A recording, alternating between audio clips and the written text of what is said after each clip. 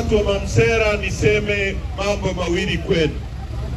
Jambo la kwanza, tuko kwenye ziara ya chama inayoitwa No Reforms, No Election. Kama hakuna mabadiliko ya sheria, hakuna uchaguzi. Kwa nini tumesema hivyo? Ukisoma ibara yetu ya 8 ya katiba, inasema Jamhuri ya Muungano wa Tanzania ni nchi ambayo msingi wa mamlaka na madaraka yake ni wananchi. Halafu sehemu B inasema serikali itapata, lengo la serikali itakuwa ni ustawi wa wananchi. Sehemu C, serikali itawajibika kwa wananchi. Sasa serikali ipate mamlaka yake kutoka kwa wananchi. Wananchi ni nani? Ni nyie hapa. Lengo kuu la serikali ni ustawi wa watu. Tukisema ustawi maana yake nini?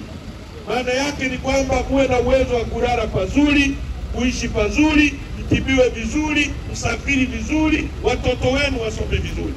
Kwa nini serikali imepewa lengo hilo na katiba?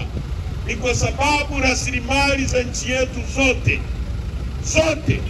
hii ni nchi ya kwanza ya kuwa na mlima mrefu kuliko yote Afrika, wa pili duniani huko hapa kwenu mlima Kilimanjaro. Hii ni nchi ambayo ina ziwa kubwa kuliko yote Afrika, la pili duniani ziwa Victoria kule mimi nakotoka.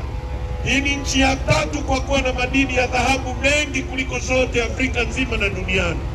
Hii ni nchi ambayo ina madini yanaitwa Tanzanite, hayapatikani kwingine kokote duniani isipokuwa hapa Tanzania. Hii ni nchi ambayo ina madini ya uranium yanayotumika kutengeneza mabomu ya nuclear na atomic yako Tanzania. Hii ni nchi ambayo ina madini yanaitwa nickel na cobalt yanayotumika kutengeneza injini za ndege, yanatoka hapa kwetu Kabanga, Kagera kule kwetu nani. Hii ni nchi ambayo ina mbuga kubwa za wanyama kuliko zote Afrika. Mkoa wenu wa Kilimanjaro una square kilomita 13,000. Mbuga ya wanyama ya Serengeti ina square kilomita 16,000. Kwa hiyo mbuga ya wanyama ya Serengeti ni kubwa kuliko mkoa wa Kilimanjaro. Hali tulizo nazo hazifai sisi kuishi ni maskini namna hii.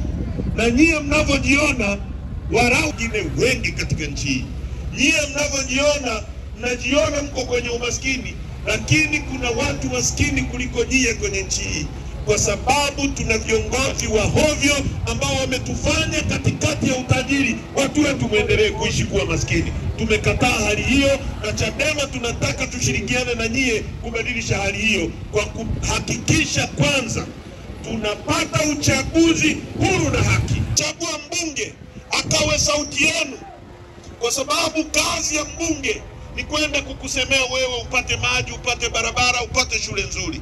Kazi ya mbunge sio kwenda kuisemea serikali. Kazi ya mbunge ni kudifendi mwananchi. Ndio maana badala ya mwananchi wa wewe Rombo kwenda bungeni, wa Tarime kwenda bungeni, wa Dodoma kwenda bungeni, hakuna ukumbi wa kututosha wote kuingia. Mnachagua mtu mmoja kwa niaba yenu. Mimi nimekuwa mbunge, Dr. Slaa amekuwa mbunge. Tumekuwa na bunge la wajinga kwa sababu bunge hili halitokani na kura za wananchi. Mmewasikia jana wabunge wakati hotuba ya Wizara ya Mambo ya Ndani inasoma bungeni, wabunge wanazungumza kuhusu rais. Hotuba ya mambo ya ndani imegeuzwa kuwa hotuba ya kumsifia rais na kumdefend rais. Rais ambaye ana majeshi, rais ambaye ana usalama wa taifa, rais ambaye ana kila chombo cha nchi hii. Inakuwaje tena chombo cha wananchi ambacho ni bunge kigeuke tena kwa ajili ya kumdefend rais? Hiyo mnaona ni sahihi kweli? Hiyo ni sahihi? Mnahitaji mbunge azungumze kuhusu bei ya ndizi. Mnahitaji mbunge azungumze kuhusu barabara zenu za kutoa parachichi mashambani zifikishe kwenye soko. Bunge wanajigeuza kuzungumza kuhusu rais. Rais akivaa kiremba kizuri cha rais, tunampongeza rais kwa kiremba. Rais akivaa viatu vizuri, tunampongeza rais kwa viatu vizuri. Rais akikohoa, tunashukuru rais ametuletea kikohozi. Mvua ikinyesha Rombo, tunashukuru mama ametuletea mvua. Kana kwamba kabla ya huyu mama mvua ilikuwa inyesha Rombo. Sasa hayo mambo hayakubaliki watu wa Rombo. Na haya mambo yanafanyika hivi kwa sababu hatuna tume huru ya uchaguzi, kwa sababu wabunge na madiwani hawawajibiki kwenu, wanawajibika kwa serikali. Ndio maana Chadema tumesema ifanyike kwanza mabadiliko ya sheria ili tushindane kwenye uwanja unaolingana. Ndiye mnasemaje watu wa? Ndiye mnasemaje? Watu wa Tarakea ndiye mnasemaje? Baraza la Maaskofu Katoliki limeunga mkono hoja ya Chadema kwamba kufanyike kwanza mabadiliko. KKT imeunga mkono kwamba tubadilishe kwanza sheria. Akiwa napinga mabadiliko ya sheria ni CCM peke yako, na vibaraka wanaoitwa chama walichoanzisha juzi wamekihonga fedha ndio wanaunga mkono twende kwenye uchaguzi wa aina hiyo. Ndiye mnasemaje Tarakea? Hatuwezi kwenda kwenye uchaguzi ambao CCM ndio referee, CCM ndio linesman, CCM ndio wanaandaa mechi. Inawezekanaje mechi ya Simba na Yanga alafu referee awe Haji Manara? Hiyo mechi itakuwaje? Watu wa Mamsera, hiyo mechi itakuwaje? Haiwezekani. Uongo kweli? Sasa sisi Chadema, chaguzi nimekuwa diwani nikiwa mwanafunzi, nimekuwa mbunge nikiwa mdogo sana, siogopi uchaguzi. Tunachotaka ni sheria iwe huru, tushindane. Huyu mama asimame hapa, Lissu asimame hapa, ipigwe dakika 90 kwenye uwanja unaolingana. Mamsera mnasemaje? Mnasemaje nyinyi? Saa 12 atakuwa kwao Kizimkazi. Uongo kweli? Amekuja ameuza bandari zetu zote kwa Waarabu, amewapa bandari mpaka milele, kwamba sisi watu milioni 63 hatuwezi kusimamia bandari zetu. Waarabu wako milioni 3 tu Dubai, wao wana akili kuliko sisi. Misitu yetu yote inayotoa hewa ya oksijeni wameichukua, wameikabidhi kwa Waarabu wa Omani. Mtawalipisha nini je watu wa Mamsera? Mtawapa nini? Nchi inageuka kuwa ya Wachina na Waarabu.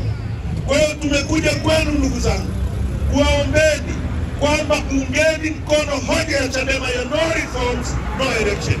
Wakibadilisha sheria za uchaguzi, zikifanyiwa sheria za uchaguzi mabadiliko, sisi Chadema tutaingia kwenye uchaguzi asubuhi na kesho yake tutabadilisha nchi hii. Tutafanya rasilimali zetu zitumike kuendeleza upepo wetu. Inawezekanaje ndugu zangu? Inawezekanaje? Nyie mnalima tomato, mnalima nyanya. Uongo kweli? Sisi tunalima, tuna miti hapa. Inawezekanaje mzee wangu kwamba toothpick zinatoka China wakati miti iko hapa? Hao watoto wenu watapata wapi ajira? Kama mnachukua fedha hapa, mnanunua toothpick zinatoka China, mnachukua fedha Tarakea, mnachukua fedha Mamsera, mnazipeleka China kutengeneza ajira. Inakuwaje hapa? Mwalimu Nyerere alijenga kiwanda cha General Tyres hapa Arusha. Uongo kweli? Kilikuwa kinatengeneza tairi za magari. Uongo kweli? Leo tuna bodaboda kila kitongoji. Tairi ya bodaboda ikiisha hapa Mamsera, fedha inatoka Mamsera inakwenda China Guangzhou kuagiza tairi ya bodaboda. Kama kiwanda kingekuwa hapa cha General Tyres, mtoto wako angeajiriwa hapa General Tyres Arusha, pesa ingetoka Mamsera ingeenda Arusha, ingemlipa yule mtoto wako mshahara. Yule mtoto akitaka kujenga hapa kwenu ataajiri fundi wa Mamsera. Yule fundi akipata pesa atanunua chai kwenye mgahawa ule. Yule mwenye chai atamwagiza bodaboda amletee sukari mjini. Pesa itazunguka miongoni mwetu. Leo inatoka hapa na kwenda China kwa sababu tuna viongozi wa hovyo madarakani, hawana uwezo wa kuongoza, wanakaa kutisha watu. Sisi tumekataa kuogopa, tunataka mabadiliko. Tunataka mabadiliko. Chama chetu kinasimamia kuhakikisha uchumi wa nchi yetu unabaki hapa kutajirisha watu wetu. Tuna uwezo huo. Tuna uwezo wa kufanya kila mtu aishi vizuri. Sisi ni nchi nzuri, ni nchi ya asali na maziwa, ni nchi ambayo ina Tanzanite peke yake duniani. Inakuwaje watu wetu ni maskini? Bob Marley katika wimbo wake wa Rattles anasema in abundance of water a fool is thirsty. Katikati ya wingi wa maji ni mjinga anaweza kuwa na kiu. Katikati ya utajiri viongozi wetu wa hovyo wametufanya kuwa maskini. Tukatae hali hiyo. Umaskini huu hatujaliwa na Mwenyezi Mungu. Huu ni umaskini wa kutengenezwa na CCM.